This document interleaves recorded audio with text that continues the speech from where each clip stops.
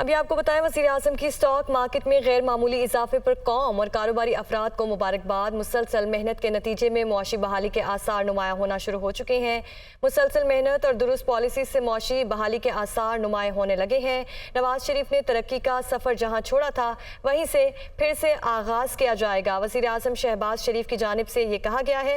वज़ीर आज़म की stock market में गैर मामूली इजाफे पर कौम और कारोबारी अफराद को मुबारकबाद। जावेद हुसैन हमारे साथ मौजूद हैं। जावेद, बताएगा वज़ीर आज़म ने मज़ीद क्या कहा?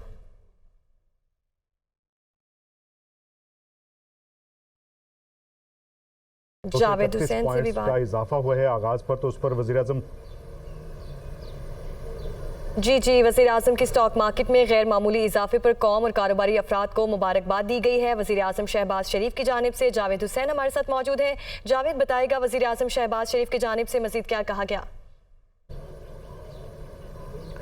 जी देखें, वज़ीर आज़म शहबाज शरीफ की जानिब से मुबारकबाद पेश की गई है जो कारोबारी बरादरी है और पूरी कौम को कि जो स्टॉक मार्केट में तेज़ी दिखाई दी है उस पर उन्होंने मुबारकबाद दी है और कहा है कि मुस्लिम लीग नून की जो पॉलिसीज़ हैं ख़ास तौर पर मईशत के हवाले से उनके तसलसल का नतीजा है कि ये समरात जो हैं वो आज सामने आ रहे हैं। और ख़ास तौर पर अपने बयान में उन्होंने जिक्र किया है साबिक वज़ीर आज़म नवाज शरीफ का और कायद मुस्लिम लीग नून का, जिनकी जो पॉलिसीज़ थी उससे मुतालिक उन्होंने कहा है कि वही तसलसल है जो कि अब मुल्क को आगे तरक्की की जो समत है उस पर गामजन कर रहा है।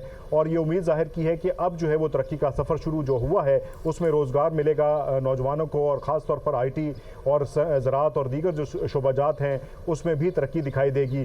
और उन्होंने कहा है कि आवाम को महंगाई से जो निजात है वो दिलवाई जाएगी और रोज़गार और कारोबार और माशी खुद मुख्तारी जो है वो पैदा की जाएगी। और इसी के साथ साथ उन्होंने पाकिस्तान की तरक्की के हवाले से इस उम्मीद का इजहार किया है कि तरक्की का जो बीज आज जड़ पकड़ा है वो पुरखुलूस मेहनत और दयानतदारी और सच्चाई के जो समरात हैं उससे हमकिनार होगा और जल्द जो है मुल्क की मईशत जो है वो कौमी जो आवाम को महंगाई से निजात दिलवाई जाएगी। वज़ीर आज़म शहबाज शरीफ की जानिब से कहा गया। जावेद हुसैन हमारे साथ मौजूद थे, आपका शुक्रिया।